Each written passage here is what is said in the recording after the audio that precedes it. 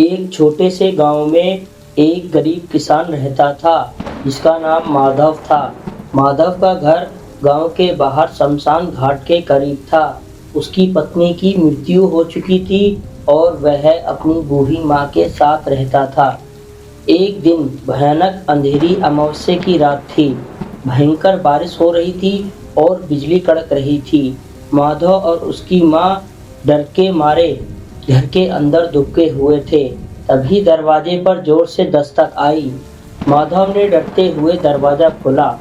सामने एक आदमी खड़ा था। वह बहुत लंबा चौड़ा और उसके कपड़े फटे हुए थे और उसकी आंखें अजीब तरह से चमक रही थी। उस अजनबी ने बहुत भारी आवाज में कहा, मैं मुसाफिर हूँ, बारिश थमने तक क्या तुम मुझे अपने घर में 7 रात के लिए शरण दोगे? माधव की माँ ने पीछे से मना किया क्योंकि उन्हें उस आदमी की आंखें ठीक नहीं लग रही थीं। लेकिन माधव को लगा कि इतनी तूफानी रात में किसी को बाहर छोड़ना पाप होगा। उसने हाँ कह दिया।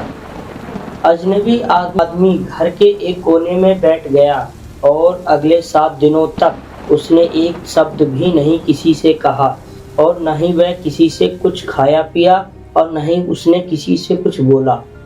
वह बस कोने में बैठा माधव और उसकी माँ को घूरता रहता था। उसकी खामोशी और लगातार घूरना माधव और उसकी माँ के लिए किसी सजा से कम नहीं था। घर में एक अजीब सी सरांद और ठंडक महसूस होने लगी थी। पहले दिन माधव के घर में रखी तुलसी का पौधा सूख गया था।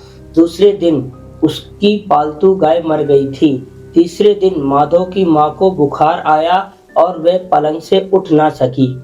चौथे दिन माधव की माँ ने कांपते हुए माधव को बुलाया और फुसफुसाते हुए कहा, बेटा ये इंसान नहीं है, ये कोई प्रेत या राक्षस है। मैंने सपने में देखा है कि इसके पास कोई बहुत भयानक राज है। 5वीं रात माधव ने हिम्मत करके चुपके से उस आदमी के पास गया और देखा कि वो सो नहीं रहा था। उसकी आंखें खुली थी और वह छत को घूर रहा था। माधव ने देखा कि